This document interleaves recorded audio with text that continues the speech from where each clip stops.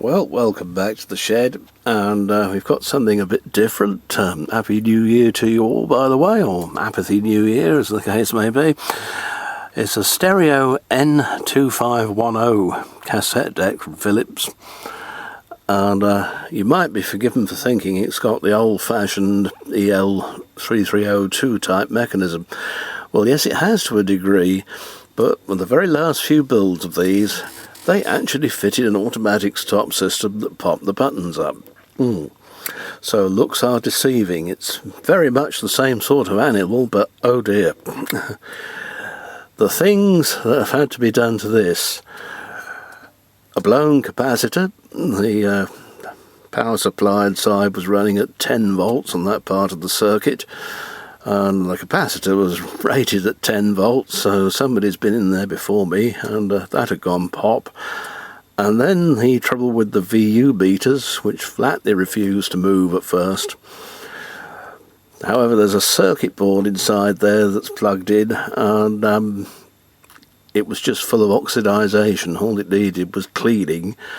And one of the meters I've ended up having to dismantle. That's that one, for the right hand side, because it simply wouldn't move, and it was just full of little powdery bits of junk, oxidisation.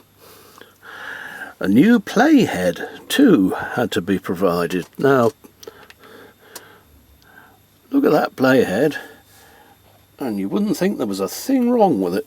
It looks brand new, but it's open circuit on one channel, and that channel was the right hand channel, so that's why there was no sound, recording or playback, through the right hand speaker. Nothing to do with iffy 5-pin DIN leads or what have you.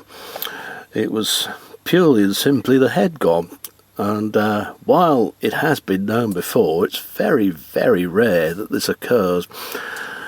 Now, this being a hi-fi one, it's got the automatic bias adjustment, which is done by the tape. When you pop it in, it presses this lever here and adjusts the bias accordingly, and then you get these bulbs come on to show you what we're actually running on at the moment. If I flip it over, we should perhaps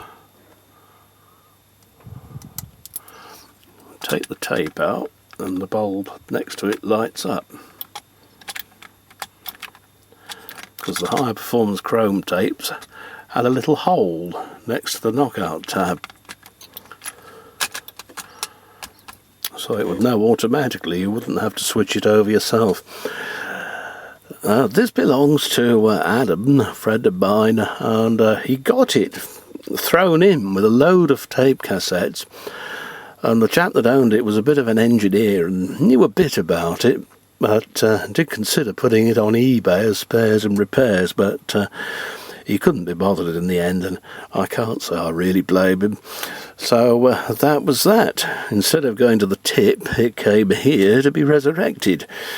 And let's face it, that's got to be good, hasn't it, really, rather than throw it away, especially a vintage piece like this. It's probably around 73 to 75, maybe 76, something like that this particular model was turned out. There was a Pi version of it as well, and the only difference being the colours as far as I remember, and the number starting 91 something or other, of course. Now, another thing that was intriguing was that you switched on and nothing happened at all, and I mean nothing. Now, on the service manual, which I've got, it came with it, believe it or not. There was a little fuse shown, Z1, and you could see a couple of cartridge fuses down there, but there's no sign of this Z1 at all. And the thing is, it's actually inside the transformer. It's built-in thermal fuse. So I've very carefully run some leads from it to a little cartridge fuse holder over here, and that has cured the problem. It's doing the same thing, it's the same fuse rating. When we got it, I was horrified to notice that the voltage selector was set for the US voltage of 110, and I thought the whole thing might be cooked, but no, it had blown that fuse in the transformer, and the rest of it, as luck would have it, was all right. Now there's a little thing about the rewind and fast forward belt. These are ridiculously dear on eBay, aren't they? So if you've got one of those old-fashioned hardware stores near you, go down and ask them what sort of plumber's O-rings they've got, because that is what that is, and it works very well indeed, thank you. You can tell this is a later machine because in here it's not a friction clutch, it's a magnetic clutch, so should never need adjustment or wear out.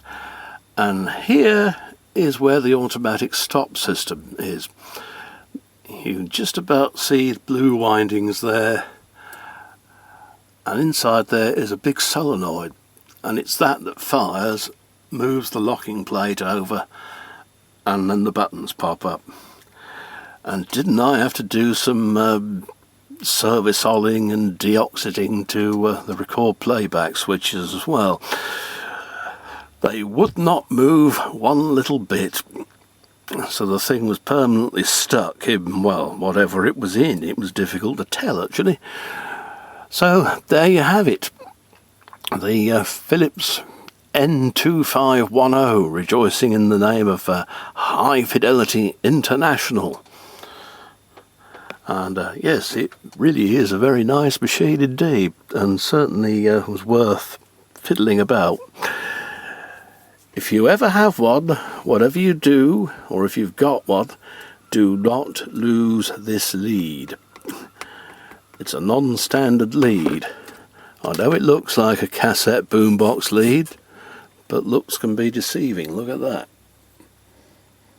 Square pins set 90 degrees apart. Yeah, very strange indeed, and as far as I know, unique to the Philips brand and their clones. Anyway, on that note, I've rambled on for long enough, so we'll see you again soon, and take care out there.